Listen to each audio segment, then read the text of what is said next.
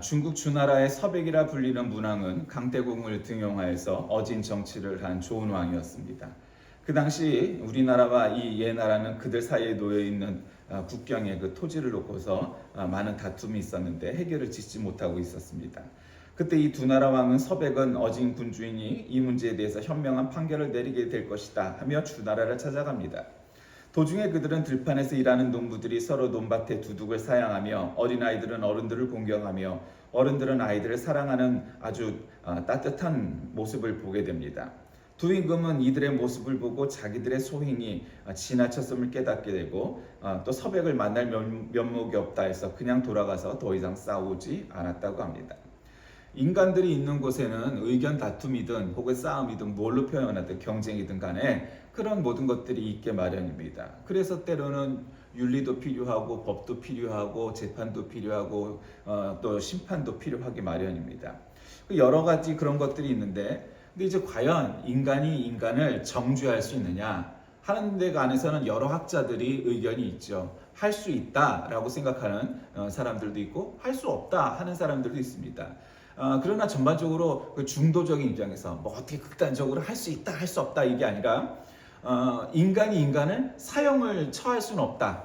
그래서 사형을 아예 법적으로 없앤 나라들도 꽤 되고요. 또 형식적으로는 존재하지만 우리나라의 경우입니다. 사형이 멈춘 지가 꽤 된 나라들이 있습니다. 그 이유는 뭘까요? 이 제도라는 게 인간이라는 게 허점이 있고 잘못된 판결을 할 수가 있기 때문에 적어도 무기징역까지는 모르지만 사형을 시키면 안 되겠다. 그것은 인도적으로 인권적으로도 그렇고 인간의 능력도 얼마든지 잘못된 재판과 정죄를 할 수 있기 때문에 사형은 안 된다. 뭐 이런 얘기를 통해서 선진국 사회에서는 대부분 사실상 사형 폐지 국가들이 많아지는 나라입니다. 근데 아직도 저개발국, 개발도상국, 한마디로 후진국들에서는 뭐 사형 많죠. 뭐 그다음에 전제주의 국가, 요즘은 이제 주로 공산국가밖에 안 남았지만 뭐 좀 잘못하면은 사형시키는 거 쉽습니다. 왜 그래요? 공산주의 국가는 인권이라는 게 존중되는 사회가 아니잖아요. 독재국가, 전제국가잖아요. 그게 공산주의잖아요. 그러니까 뭐 우리나라도 독재국가 시대 때 뭐 쥐도 새도 모르게 죽는 사람들 꽤 있었잖아요. 왜 그래요? 이 잘못된 사람이 통치권을 갖고 있었기 때문에 이제 그렇죠. 우리가 오늘 이 요한복음 3장 본문을 중심으로 해서 말씀을 나눠보려고 해요. 오늘 저는 이 3장을 중심으로 해서 심판과 정죄 이런 제목으로 말씀을 나누려고 합니다. 모세가 광야에서 뱀을 든 것 같이 인자도 들려야 하리니. 그러니까 모세가 광야에서 이제 노뱀을 여러분도 아다시피 광야를 거쳐가는 동안 막 사람들이 별짓 다 하잖아요. 그러니까 참 갑갑하잖아요. 아니 좀 하나님 이제 한 번이라도 제대로 믿고 좀 하지. 아니 그 많은 기적을 봤는데 나 같으면 그 많은 기적을 체험했으니까 하나님 안 믿는다 소리 안 하고 그냥 하나님만 믿겠다. 이런 기적을 많이 보여주셨는데 그랬지. 그때 설교할 때도 그랬죠. 인간의 이 어리석음, 인간의 죄악은 5만 가지 기적을 자기가 체험하고도 하나님을 부정하는 게 인간이에요. 한편으로는 이제 그런 체험이 없거나 덜한 분들은 이제 그런 생각을 해요. 야, 내가 죽을 병에 걸렸다가 살게 되면은 나는 한치 흔들림도 없이 하나님 잘 믿을 거야. 천만의 말씀입니다. 지금 구약 시대 때 이스라엘 이 히브리 사람들과 오늘날의 우리들과 다를 것 같아요? 똑같아요. 한치의 다름도 없습니다. 내가 죽을 병에 걸렸다 살아나면 그 당시에는 정말 할렐루야 막 그러면서 막 뭐 방언 기도도 하고 뭐도 하고 막 신나갖고 전도도 나가고 헌금도 그냥 뻥뻥하고 그리고 나서 1년 흐르고 2년 흐르고 10년 흐르면 어떻게 될 것 같아요? 내가 건강해서 나았지? 내가 잘해서 해결됐지? 등등등등. 하나님의 은혜는 점점 줄어들고 내가 잘났고 내가 잘해서 했다는 건 점점 늘어나게 마련이에요. 그게 인간입니다. 여러분 생각해 보세요. 이스라엘 사람들이 아니 10대 재앙 뭐 그거 다 두 눈으로 목도했잖아요. 아니 신기하게도 우리의 큰아들은 안 죽었는데 이집트 큰아들들은 다 죽었잖아. 난 그것만 봐도 어쨌든 딴 거는 둘째치고 그것만 봐도 어우 우리 아들이 아니길 얼마나 다행이야 그러지 않았을까요? 아니 홍해가 갈라지는 그 장면을 갖다 건너고 그것도 그냥 뭐 과학이라고 따져 과학적으로 어쩌고저쩌고 근데 그게 타이밍 맞춰갖고 이집트군이 들어오니까 그 물이 다시 수장되었다고요? 40년 동안 매일 만나와 메추라기를 내려주셨는데 그거를 경험하고도 하나님을 배신한다고요? 예, 그게 인간이었어요. 그때 사람들은 노뱀을 만들고 뭐 이래갖고 뭐 우상을 만들고 황금소를 만들고 별짓을 다 해요. 그때 이제 모세가 광야에서 뱀을 들으면서 이 뱀을 쳐다보는 자마다 전부 낫게 된다. 뭐 이렇게 했던 얘기가 구약에 나오잖아요. 그러니까 이 광야에서 노뱀을 갖다가 긴 막대기에다 쳐든 것이 인자가 십자가에 매달리는 것과 똑같은 모습이라는 거죠. 그 노뱀을 바라다 봐야 병이 낫는다. 예수 그리스도를 바라다 봐야 병이 낫고 구원받는다. 그러니까 15절에도 나오잖아요. 그를 믿는 자마다 영생을 얻게 하려 하십니다. 영생을 얻게 하려는 거예요. 예수님께서 십자가에 달리시고 이제 3일 동안 죽음을 체험하셨다가 다시 부활하신 까닭은 영생을 얻게 하십니다. 그러니까 이제 오늘 요한복음 3장 16절이죠. 이거는 지금 개역 개정판이니까 조금 다르지만 어쨌든 여러분 다른 성경은 못 외워도 예수 믿는데 요한복음 3장 16절 못 외우는 사람은 없잖아요. 그죠? 하나님이 세상을 이처럼 사랑하사 독생자를 주셨으니 이는 그를 믿는 자마다 멸망치 않고 영생을 얻게 하려 하십니다. 이렇게 말씀하시는 거예요. 이거 모르는 사람 없잖아요. 다른 성경은 몰라도 이 성경은 암송도 되고 믿고 깨달아져야 되는 거예요. 이건 복음 중에 복음이죠. 하나님 세상을 사랑하셨는데 얼마큼 사랑하셨느냐? 자신의 하나밖에 없는 외아들 독생자를 주셨다는 거죠. 그를 믿는 자마다 멸망하지 않고 영생을 얻게 하시려고. 그게 이제 복음이에요, 복음. 아니 내가 잘나서 혹은 내가 능력이 있어서 뭐 어쩌고 저쩌고 그런 거 아니에요. 그냥 사랑하셔서. 여러분 사랑이란 건 그런 거 아니에요? 그랬는데 문제는 오늘 이제 본문 전에 어떤 구절이 나오냐면 니고데모의 이야기가 나옵니다. 여러분 니고데모가 어떤 사람이에요? 굉장히 나이도 있고 지금으로 얘기하면 한 60대쯤 60대쯤 됐다고 봐야 되는데 그때는 그 나이는 아니겠죠. 그러니까 지금으로 환산한다면 60대 된 그러니까 좋은 학교도 나오고 아주 돈도 많이 벌고 존경도 받는 그런 사람이야. 그래서 감히 내가 마을 유지쯤 되는 사람인데 니고데모가 아니 다른 사람들 저 옆에 애들 저 산것들 저 노예들 있는 데서 감히 예수님을 찾아오기가 어려웠어요. 왜? 나는 나이도 많고 배우기도 많이 배우고 부자고 하여튼 유지인데 저 젊은 예수라는 자를 찾아가기가 창피했던 거예요. 속된 말로 쪽팔렸던 거예요. 왜? 예수님이 아주 권위도 있고 정말 궁금해서 뭔가 가르침을 받고 싶은데 나는 사회적 지위가 있거든. 그래서 밤중에 몰래 찾아갑니다. 그래갖고 예수님 거듭남이란 무엇입니까? 내가 모태에 들어갔다 다시 태어나야 됩니까? 뭐 이런 질문을 했던 니고데모 이야기가 나오는 거죠. 이제 그 다음에 이 이야기가 나오는 겁니다. 여러분 그런 거 아니라는 거죠. 거듭남 중생이라는 거는 그런 게 아니에요. 너무 쉬운데 사람들이 너무 어렵게 생각하는 거예요. 내가 여태까지는 사람은 모두 다 그냥 놔두면 다 어떻게 살게 마련이냐면 다 지 뜻대로 살게 마련이에요. 그리고 지 위주로 살게 마련이에요. 그래서 자기가 행복한 것 좋은 것 하다 보면 결국 어떻게 돼요? 표대가 없어지는 거예요. 여러분 자동차는요, 배는요, 비행기는요 엔진이 달려서 움직이게 되어 있는 교통기관이잖아요. 그런 종류의 교통기관들은 분명히 한 가지의 다 목표가 있어요. 그건 뭐예요? 자동차나 배나 비행기나 다 내가 어디로 갈 것이냐 하는 것을 이미 설정을 해야 돼요. 물론 이제 아무 생각 없이 길 따라 이렇게 가는 인생도 있죠. 차도 그래요. 뭐 그냥 드라이브라고 해서 그냥 무조건 좋은 길 그냥 운전하고 갈 수도 있죠. 그러나 대부분은 어디를 가야겠다 마음을 먹고 가는 거죠. 그리고 어떻게 가요? 길을 따라가야 돼, 길을. 근데 이제 문제는 차로 따지면은 인생이 길 따라가지 않고 길이 아닌데도 그냥 아무데나. 그러니 어떻게 되겠어요? 야산, 오프로드, 요즘 말로 오프로드를 가는 거예요. 그러니까 내 차는 오프로드 차가 아니고 승용차인데 그런 자갈밭을 가고 막 이러면 어떻게 돼요? 비포장도를 가면 그냥 쿵덕쿵덕 하고 가지고 그냥 멀미가 날 정도로 고생하고 차 다 망가지고 그렇게 되겠죠. 왜 그래요? 길을 안 따라가서 그래요. 그러니까 여기서 말하는 길이란 뭐겠어요? 예수 그리스도 가신 길. 예수 그리스도께서 우리에게 보여주신 길. 그 길을 따라가면은 절대로 그럴 일이 없는 거예요.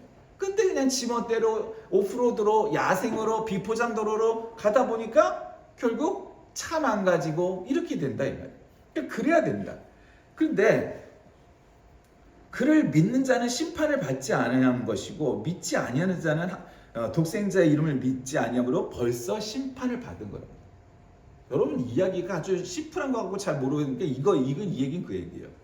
우리는 흔히들 그런 생각하잖아요. 예수 잘 믿으면 천국 가고 예수 믿으면 지옥 가고. 물론 그 말도 일견 옳은 말이에요. 그러나 절반만 맞는 말이에요. 그 무슨 얘기냐? 지금 28절의 말씀 뭐냐면 예수를 믿지 못하든 않든 그런 중생들, 그런 영혼들, 그런 자들은 이미 심판을 받은 거라는 거예요. 여러분 이거 되게 놀라운 사실인 거예요. 그러니까 예수를 안 믿고, 그러니까 교회 밖에서 막 목사가 어쩌고 교회가 어쩌고 기독교가 어쩌고 그러면 그런 말들을 둘러대면서 결국은 예수 안 믿는 자들은 이미 심판을 받은 거예요. 이미 지옥을 간 거라는 거죠. 그 지옥을 갈 자들, 예매한 자들이라는 거죠. 쉽게 설명을 하면.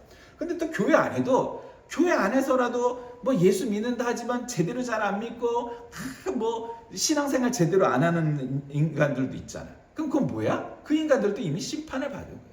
구원과는 관계없는 거예요. 믿음이라고는 찾아볼 수가 없는 거예요. 여러분 그런 사람들 세상에 얼마나 많아요. 그 사람들은 이미 심판을 받은 거예요. 이미 예정되어 있는 거예요. 예약을 한 거야. 지옥 예약.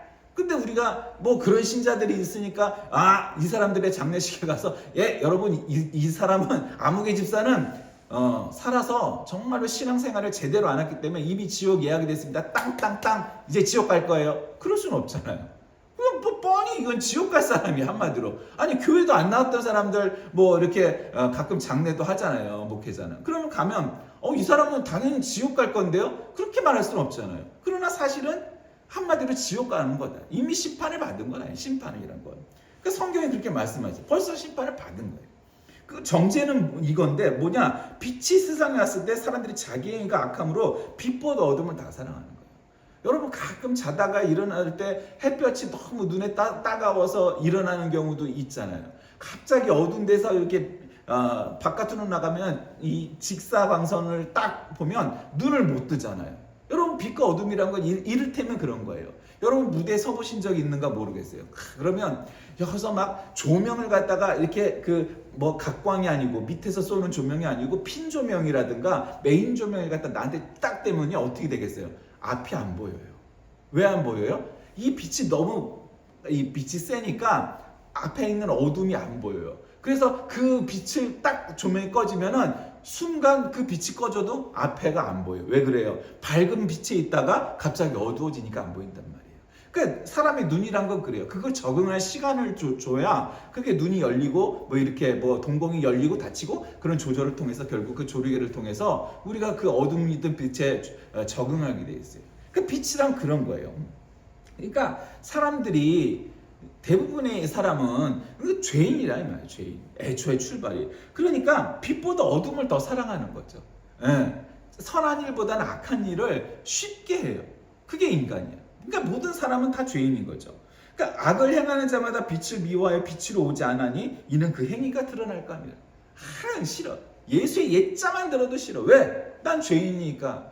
교회 가면 예수를 알면 성경을 읽으면 내가 죄인인 게 점점점 드러나니까 그게 싫어. 나는 법 없이도 살 사람이고 양심대로 살았고 나는 남이 뭐 손가락질할 일 평생 안 하고 살았는데 그래서 죄인인 거예요. 그 말이 죄인의 말이에요. 전형적인. 그러면 의인의 말은 뭘까요? 하나님 저는 죄인입니다. 나를 용서하소서. 나는 내 능력으로 내 죄를 털끝만큼도 덜 능력이 없사오니 저를 구원하여 주옵소서. 이게 의인의 고백인 거예요. 그러니까 말만 들어도 뻔한 그건 아주 죄인과 의인의 고백이 전혀 다른 거예요. 여러분 솔로몬 앞에 나왔던 두 엄마의 이야기 잘 아시잖아요. 서로가 이 아기가 자기 아기라고 우기는데 결국 어느 엄마가 진짜 그 아기 엄마예요. 이 아기를 갖다 반토막을 내 갖고 가져가라 했더니 그러려면 차라리 나를 죽여주시옵소서. 그 엄마가 진짜 엄마인 거예요. 왜? 내 아기니까 사랑하니까 내 아기를 반을 차를 형편은 없는 거예요. 그럴 수 없는 거예요. 차라리 내가 죽는 게 낫지. 저 여자의 줘버리라고 그렇게 말하는 거죠. 그게 진짜 엄한 거예요. 니고데모는 아주 유대 이름난 교사였어요. 아주 훌륭한 인품과 겸손과 사회적 지위와 유지와 뭐 이런 걸 가졌어요. 그런데 거기서 끝나지 않았어요. 그가 점잖은 사람이었다는 건 당연해요. 또 품 있는 사람이었어요. 근데 그가 겸손했어요. 그러니까 예수님을 찾아간 거예요. 그 훌륭한 교사이기 전에 훌륭한 학생이었어요.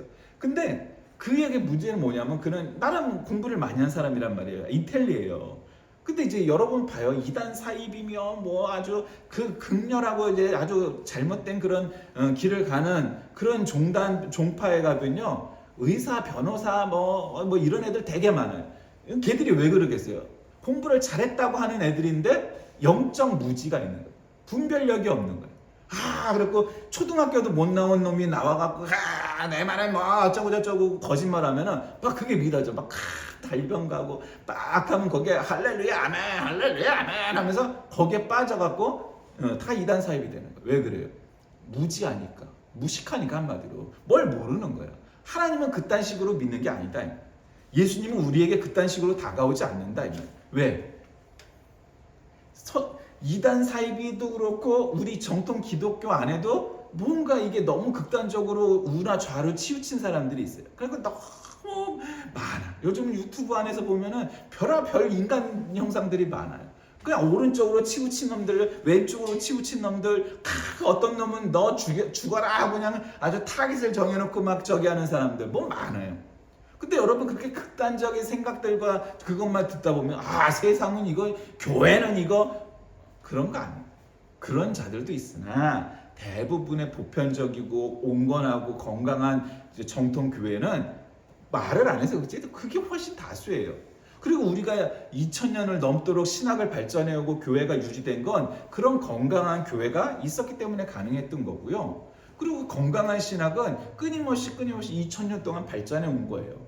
그러니까 신학 그까짓거 여러분 그렇게 간단한 문제가 아니에요. 2000년 동안 신령하면 신령한 대로, 똑똑하면 똑똑한 대로 신학자들이 그렇게 성경을 갖다가 읽고 기도하고 또 신학 저서를 써가면서 발전해 온 건데 성경 한 번도 제대로 읽어본 적이 없는 자들이 무슨 성경이 어떻고 그리고 잘못된 가르침을 받은 자들이 너무 극단적으로 하는 가르침이 별로 중요하지 않아요.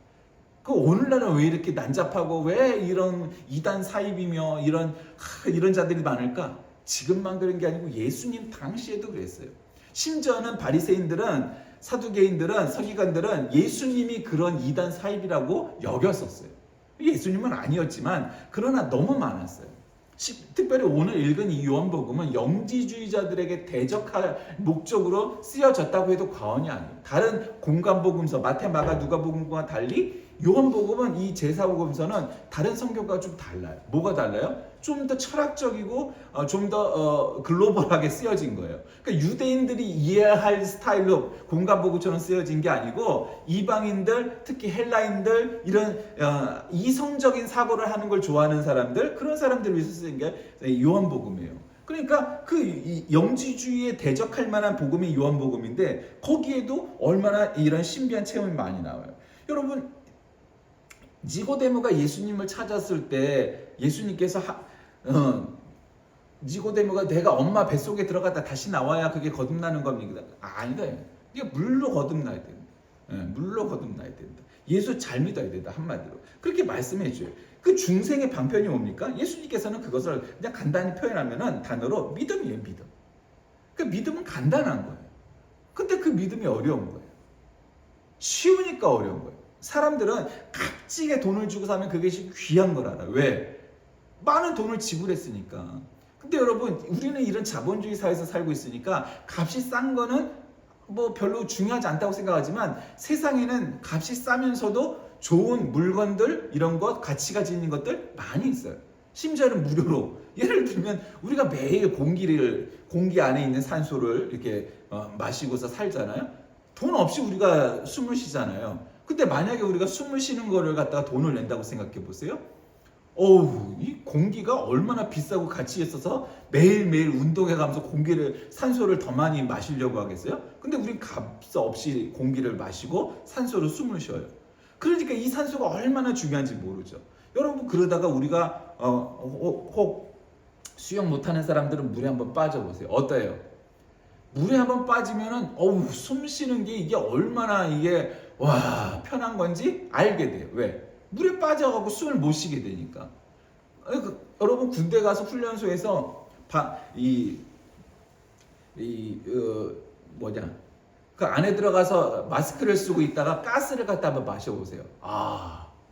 맑은 공기가 얼마나 좋은지 눈물 찔찔 흘리면서 울면서 슬퍼서 우는 게 아니라 울 수밖에 없어요. 그 가스를 흘려가면서 눈물을 흘려야만 돼요. 눈물을 흘리면서도 눈을 뜨면 절대 안 돼요. 그러면서 이제 물로 이렇게 비벼도 안 되고 물로 이렇게 해가면 물도 없어. 그러니까 수통에 있는 물을 갖다 다 이렇게 하면서 막 그 눈을 갖다 씻어내야 되는 거란 말이죠. 그러니까 깨끗한 공기, 시원한 공기, 산소를 마시는 게 얼마나 중요한지를 그럴 때 되면 알아요. 우리는 경험을 잘 못합니다만 여러분 가끔 우주인들 우주 얘기가 나가서 아니면 영화에서 보세요. 갑자기 뭔가 산소 체계가 망가지면서 숨을 못 쉬어갖고 그러면은 굉장히 사실에 입각한 영화가 한 번 있었는데 제목을 잊어버렸지만 여러분 산소가 이렇게 빠지니까 어떻게 되겠어요? 이게 쪼그라들어요. 쪼그라드는 거예요. 그러니까 앞에 유리가 있던 것도 그냥 깨져버리고 다 사람이 쪼그라들어 버렸단 말이에요. 그런 일들이 생긴다는 거죠. 근데 우리가 그렇게 숨을 쉬고 있는 것에 대해서는 별로 감사하지 않아요.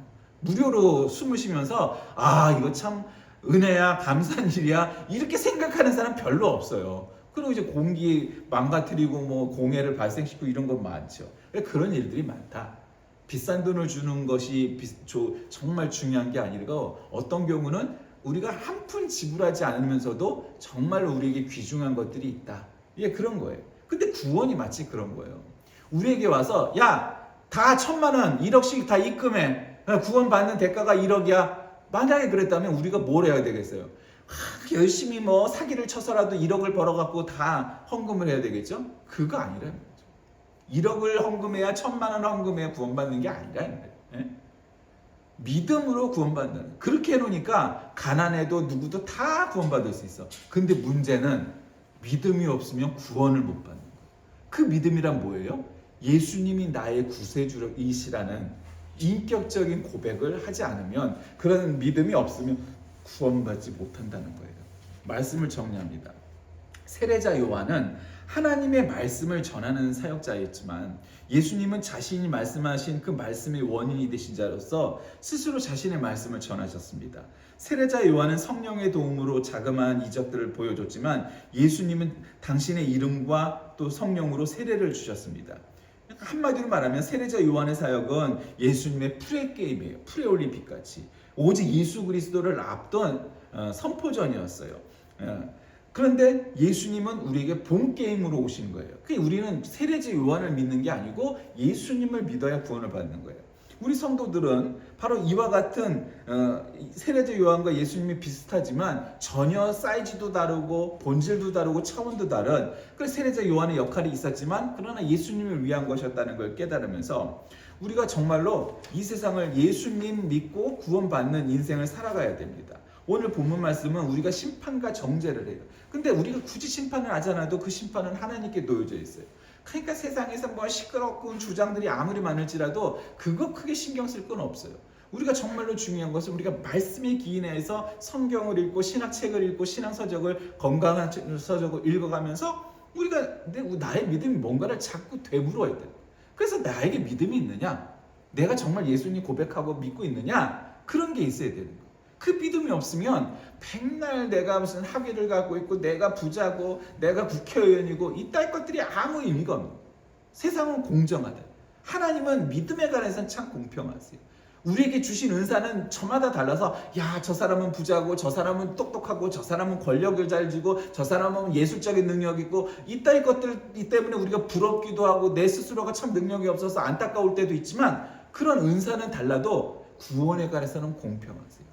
잘났다고 먼저 구원해 주시고 못났다고 안 구원해 주시고 이러지 않는다. 믿음은 참 공평한 거예요. 그러니까 우리가 아주 동등한 자격을 주셨어요. 이 땅 위에 살면서 우리 주위의 인간들에 대한 사랑을 실천하고 사람들을 이렇게 바라다 보면 그래서 구원을 우리에게 그렇게 값없이 주셨다는 것을 깨닫게 되는 거예요. 구원을 우리가 돈을 내고 받는 것도 아니고 교회에서 얼마나 많이 봉사하는 사람 순으로 구원받는 것도 아니고 이단 사이비들이 얘기하듯이 14만 4천 명만 구원받는 것도 아니고 모든 사람이 구원을 받는 거예요. 그게 하나님의 본질 아니겠어요? 예수를 믿는다는 건 구원을 얻어 영생을 소유하고 믿지 않는다면 하나님의 진노의 심판을 받게 되어 있어요. 오늘 본문 말씀은 이미 예수를 모르고 믿지 않고 대적하는 자들이 이미 심판과 정죄를 받은 거라는 거예요. 우리는 그 교회 안에 믿음 안에 있다면 그것은 정말로 그 심판과 정죄에서 이미 벗어났다는 표시예요. 그러니까 거기에 합당한 삶을 살기 위해서 매일매일 노력하고 살아야 되죠. 그게 전부가 아니라 그냥 그 스타트라는 거죠. 그러니까 심판과 정죄는 예수 안 믿는 게 이미 심판과 정죄를 받은 거예요. 그들은 이미 지옥행 티켓을 받은 자이고 이 세상 살면서도 지옥에 살게 되고 죽어서도 지옥에 가는 것이고, 예수를 믿는다는 건 이 땅에 살면서 아무리 객관적으로 보기에 가난하고 핍박을 받고 독립운동을 하면서 처벌을 받고 뭐 정의를 위해서 일하다가 고난을 받을지라도 그것은 천국에 있다는 사실을 여러분 깨달으시기 바랍니다. 기도하겠습니다. 살아계신 하나님, 오늘 우리는 예수님께서 우리에게 심판과 정죄에 관해서 니고데모가 와서 하신 여러 가지 대화 속에서 깨닫게 해주시고 구원이 무엇인지 복음 중에 복음이 요한복음 3장 16절 말씀을 통해서 다시금 깨닫습니다. 예수 믿는 것이 복이요 예수 믿지 못하는 것이 바로 심판과 정죄인 것을 깨달아 예수 잘 믿는 인생 되게 하여 주옵소서. 예수님의 이름으로 간절히 기도드립니다. 아멘.